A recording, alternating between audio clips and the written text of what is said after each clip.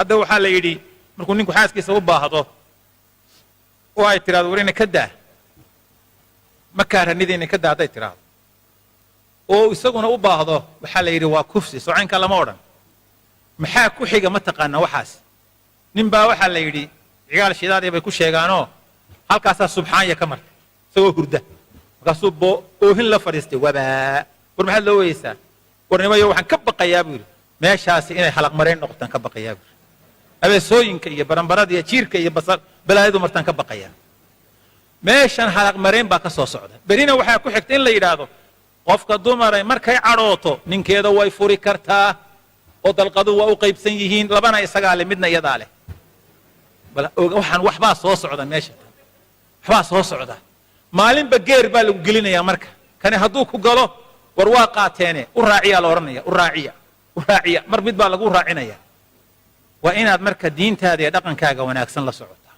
shareecadu bal siday u dhigta eeg rasuulku wuxuu yidhi salawaatu ullahi wasalaamu calayh idaa daca rajulu imra'atah ninku hadduu xaaskiisa u yeedho heblaayo kaale hadduu yidhaahdo ila nin iyo xaaskii uu isaf yaqaanaane kaale hadduu yidhaahdo oo ilaa firaashihi firaashkiisa hadduu ugu yeedho ii kaale yidhaahdo faabat an tajii oo ay diiddo inay u timaaddo lacanatha almalaa'ikatu xataa tusbix malaa'igtu way nacdalaysaa hadday habeen tahay ilaa waagu intuu ka beryayo waa imisa saacadood habeenkii 10 saacadoodoo nacdala xamili karta adigu oo malaa'igtu kugu wardinayso nacdali kugu dhacday nacdali kugu dhacday nacdali kugu dhacday 10 hours maad ka bixi karaysaa midh baadan qaadi karayn be 10 saacadood bay kugu soconaysaa taas waaba firaashkii iyadoo aqalkiis ka joogta hadday roodhidii dubayso ama laxooxdii ama qadadii ama quraacdii ama cashadii karinayso oo dabkii ku fadhido iyo dherigii bislaynayso waxaa la mid hadday maryihii maydhayso waxaa la mid hadday aqalkii masaxayso waxaa la mid a haddii ay markaa maxaan ku idhaahdaa labisatay oo u socoto inay suuq wax ka soo iibsato u yidhahdo maryahayna ka yar dhig waad gashan doontaa ee kaale iskensii u yidhaahdo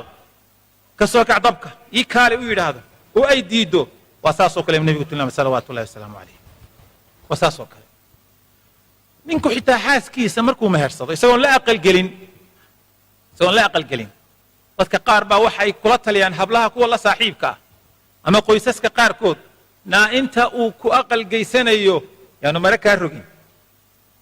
waxaa dhow gabadhii inantii markuu ninku yidhaahdo heblaayo aynu kulanno ay tahay war ma jiraan waxaa ilaa adi aqal aynu wada tagno waxba ma jiraan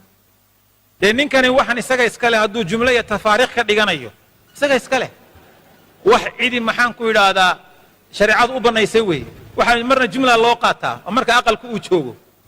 waa la tafaariiqaysan karaa soo maaha dee haddii aad markaa ka baqatid u fiirsa hadda oo wax xaqiiqa ama waxaa ugu qoslaysaa inay jirtaad ogtihiin moogta oo wax xaqiiqa oo jira haddii aad u baahato xaaskaagii oo ay tiraahdo war heedhe war dee waynu ismehersannay haddii aan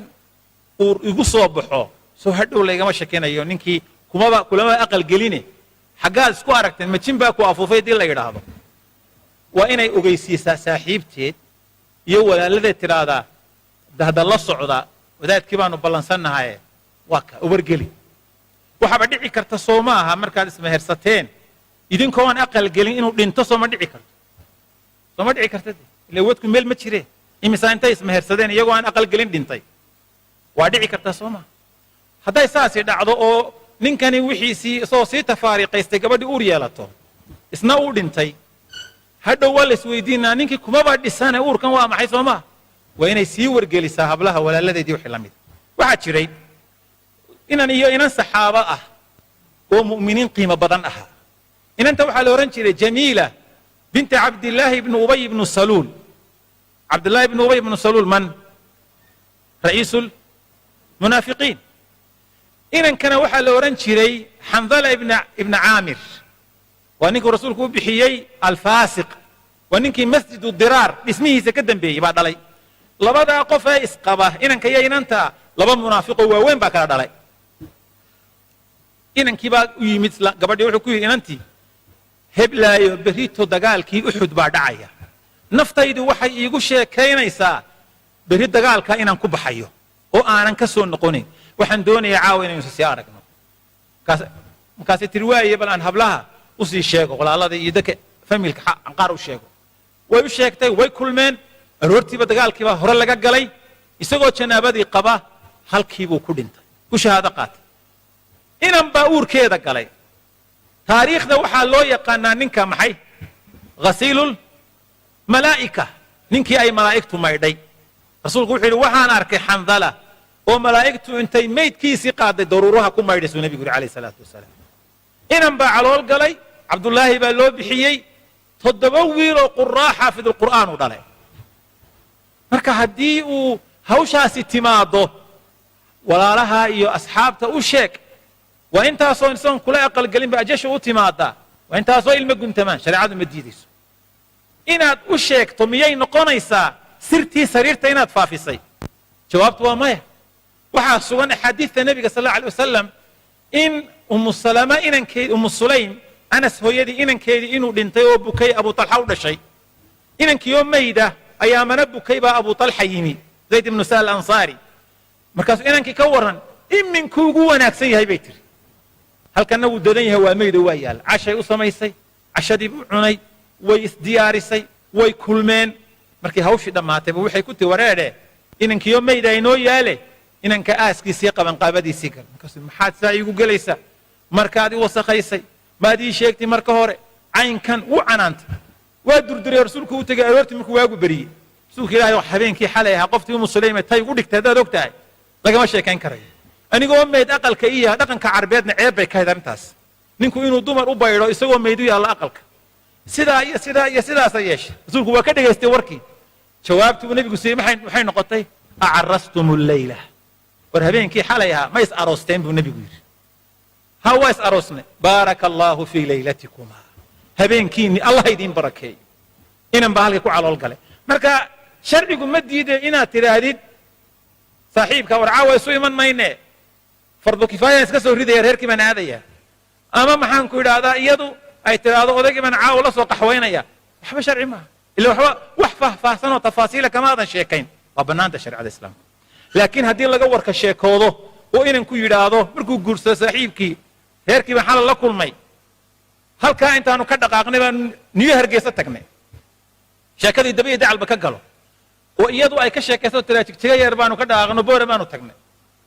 waxbaba aan laga hadhin sheekadii la wada waadixiyo rasuulku wuxuu yidhi labada qof ee isqaba ee gogoshooda ka warka sheekooda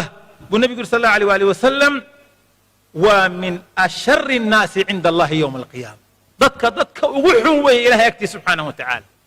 waayo dee maxaaba hadhay nin xaaskiisii ka war sheekoonaya gogoshoodii ama maxaanku idhaahdaa in inantu ka war sheekoonayso wax harayba ma jiraan weeye shareecada islaamku waxaasi ma bannaana oo shareecadu waa diiday ninku hadduu reerkiisu ka maqan yahay uu ka maqan yaho safarka iyo sadcaal ku maqan yahay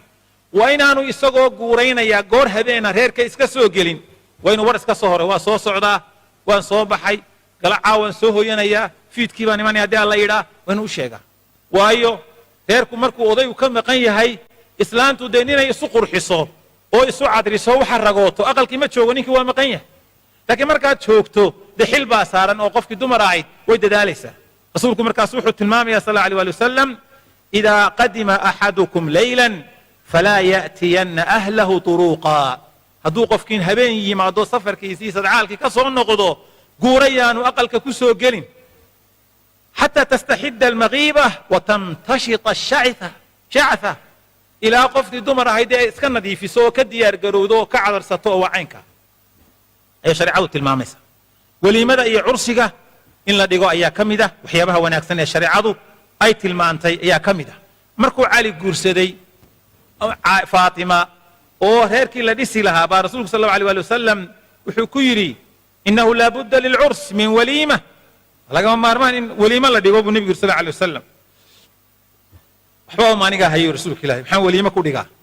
markaasa rasulku wuxuu ku yidhi sal allahu alay wasalam oo miyaadan hayn diricii qolada xutamiyada oo niman reer bani cabdiqays ka mid ahaa miyaadan hayn maradoodii ha dee taaba iibiyo dee kharashkiisa reerka ku waxay buu nebigu yiri salawaatu ullahi wasalaamu calayh in cursiga la sameeyo laakiin waa wixii la awoodi karo wixii la awoodi karo in arooska laga dhigo iyo ducada weeyaan oo sidan iminka inagu aynu wax ku wadnaa waadhowa waxaan ka baqayaa in dadkuba isguursan waayaba iminkaaba dee khaatiyaan la kala joogaa in la yidhaahdo meherkii intaasoo $1,000 arooskii intaasoo $1,000 waxaanoo takliifo ah sax maaha sida awgeed in la fudaydiyo oo qoysasku wax fudaydiyaan si guurku u bato sinada iyo xumaantuna u yaraato ubad iyo taran badanna aynu u helno ummad nabi maxamed oo fara badanna aynu u noqono calayhi salaatu wasalaam waxaa ka mid aan ku gebagabaynayaa waxyaabaha la gudboon qofka dumara ee laga rabo aqalka markay ku soo hoyato gabadhu waxay la mid tahay wasiirka daakhiliga ee guriga ninkuna wuxuu la mid yahay wasiirka khaarijiga marka dibadda uu ka shaqaynayo waana ra'iiskii madaxweynihii aqalka ka talinaya maxay gabadhu guriga ka qabanaysaa marka miyay jiifsanaysaa miyay isdhex taagaysaa oo warwareegaysaa oo soo galoo soo baxbaa maxay qabanaysaa shaqada ay qabanayso in qofka marka shaqo la qoro xafiiska la keeno shaquu qabtaaye waxaan rabaa inaan tiriyo qodobo waan qodobaynayaa waan dul marayaa adilada waqtigu ii saamixi waayo mid walba inaan daliilkiisa sheego laakiin calaa ru'uusil arqaam baan tirinayaa si maskaxda loogu qabto kow gabadha waxaa laga doonayaa ama qofka dumara ee ninku soo guursaday inay ninkeeda ateecdo wax alla wixii wanaaga oo shareecada wanaag ku ah inay ku adeecdo oo aanay day noqon midi ku taag in arrintu aanay noqon labo inay guriga ku sugnaato oo aanay aqalka idankiisa la'aantii ka bixin ayaa la doonaya waaye saddex ninku haddii uu xaaskiisa ugu yeedho gogasha iyo firaashka inay u timaado inay xanuunsanaysa mooyaane haddii cudurdaar sharciya jiro ama xisi ah way xanuunsanaysaa oo qofti xanuun baa haya waa sax ama daahirba maaha waa umul waa xayd waa sax xanuun baa hayo way xanuunsanaysaa waa sax war waa bukaaya hawsha ma geli karo dembi kuma le markaa lakiin iyadoo caafimaad qabta inaanay meermeerin weeyaan qodobka afaraad inaanay aqalka u fasixin cid walba inuu isagu idinkiisa iyo ogolaanshihiisa laga hela mooyaane inaanay soomin soon sunno ah isagoo jooga inuu u fasaxa mooyaane maxaa yeelay waqtiga rasuulka waxaa dhacay nin la odhan jiray safwan ibnu mucatil la odhan jiray ayaa waxaa dhacday waa ninkii caaisha markay jiifsatay ee safarkii ka hadhay awrkiisa ku soo qaaday safwan ibnu mucatil ayaa islaantiisii uu guursaday baa ka soo ashtakootay waxay rasuulka ilaahayow xadiidka xaakim ama sadri ku keenaya saddex qodob baan ninkayga kaga cabanaya waa marka koowaade qur-aanka markaan akriyo aayado ka mida way dilaa marka labaadna salaada subaxba uma kaco goor qoraxdu soo baxday buu toosaa marka saddexaadna soonka sunnaha markaan soomo ayuu iga jebiyaa u yeedh baa la yidhi warkaale safwaanow see wax u jiraan rasuulka ilahi wuxuu anigu nin dhalinyaro ah baane qoftan dumara dhowaan baan guursaday iima sheegto barqadii baan soo gurya noqdaa markaan dee u baahday tiraa waa soomanahay anna kama yeele waa ka jebiyaa buu yidhi haye xagga hurdada reerka aan ka dhashay buu yidhi waxaanu caan ku nahay hurdo weynin haddaanu jiifsano iskayo inaan u kacno mooyaane waxna kicin karaba male buu qodobka saddexaad maxaad gabadha u dishaan markay qur-aanka aayada ka akhriso in badan baan waxaan ku yidhinaa qur-aanka intaasaan ka aqaanaa iidda ha iga akhrine dabeetana way iga diidday daana waa dhangadeeyaa buu yidhi war qur-aanku waa idinka badan yahay labadiinnu ee wada akhrista marka aad toostana tuko salaada markaasuu yidhi uma bannaano qof dumar oo alla ilaahay iyo aakhiro rumaysan in ay soonto soon sunnaa ninkeedii oo jooga hadduu laakiin dibadda ku maqan yahay ama safar ku maqan yahay oo aanu markaas soo beegnayn dee caawa iyo maanta way iska soomi kartaa wax dhiba male waxaa ka mid a waxa laga rabo in maalkiisii hantida guriga taalla aanay saydhsaydhin oo aanay saydhsaydhin oo maaragtay daahiyadii aqalka ku xidhnaa meeye oo waa bixiyey heblaayaan siiyey rooggii iyo mashamicina ma soo dhowaanba talaagadii waan bixiyey khasaaladii bixiye wax lagu cuno digsi nookin digsiyaashii meeye waa bixiyey wixii meeshaba riwaayad baa ka socota marka de inaanay aqalkii hantidii taallay aanay saydhsaydhin ciddii maxaan ku wax weyn marka la bixinayo waa in talada wax ka ogaada waxaa ka mid a arrimaha la yska rabo inay ubadkiisa iyo isaga iyo aqalka khidmadooda ay xil iska saarto waxaa ka mid ah in ay sharafteeda iyo diinteeda ilaaliso sharaftiisa iyo diintiisa iyo maalkiisa iyo ubadkiisana ilaaliso waxaa ka mid a inaanay ka abaalka dhicin oo wixii wanaagsanee wacanee dhaqan iyo dhaqaalo iyo nolol wacane uu kula macaamilo inay u ogaato jazaaka allah khayr tiraado waxaa ka mid a inay isu qurxiso oo ay u labisato isu cadriso oo dee toobkii ay la joogtay jikada iyo aqalka aanay hadhow aqalka la soo fadhiisane ay xaragooto oo labisato innaga dumarkeennu qaar waxay u badan yihiin qaarkood in marka aroosyada iyo xafladaha la aadana si wacan loo xaragoodo ama dahab ha xidhato ama dahabo eka ha xidhato ama ha xinaysatee si wacan dee ay ka marayso ku tagto aqalka markay joogtana shandada iyo kabadhku maryo aan bilo la soo saarin baaba ku jira odaygani waagii horaaba ugu dambaysay lama aragba cidaad u xaragooto isagaa ugu wacan isaguna waa inuu ku xaragoodaa garan dhammaaday iyo macuus laalaabantay waa inuu soo xidhan waa inuu wax wacan garamo wacan iyo macuus xidhan iyo wacan iyo waa inuu soo xidhaa waa inuu weli culimmada qaar waxay leeyihin waa inuu xooggiisa tusaa oo haddaad funaanad weyn xidhato aad lagu arki maayo laakiin garan garba go'a markaad xidhato dee muruqahaagii baa banaanka yaalo wallahi ninkani misaalan maaha sida iyaduba dee iyadu le jalaabiib kuma xidhne waxbay ku xidhantay sad iyo waxbay la yidhahdaa soo maha waa la iga badaya dumarka dharkoode sad iyo waagoo dhiija buuti waxbaa la odhan jiray anugu qaan gaadheeye waxaasaa bay xidhanaysaa soo maha maxaa adiga kugu raray joonyadaha dee waa inaad wax wacan xidhataayo inantu ku aragto iscadrisaayo wacaynka waxaa ka mid a waxyaabaha la rabo in haddii ay ka jeebroon tahay oo ay isaga ka jeebroonto xoogaa xagga dhaqaalaha inaanay oo aqalka iyo reerka iyo biilka iyo nolosha ay la caawinayso inaanay u abaal iyo gallad sheegan mar walba waayo tawarniyo naga daabuuq annagaa kirada bixino korontada bixine maxaad nugu haysa waxyar baad bixisaa dhuxushan baad keentaa iyo biyahee baad bixisaa oo inaanay dee ku siraadin oo ka daysaa oo ay ka xishootaa oo maxaan ku dhaha waxay ku caawi ciday wax siiso isagaa u mudan haddii uu jeebka ka liito ilan dadku isku jeeb maaha hantiyarow hadduu yahay hanti badan aanu lahayn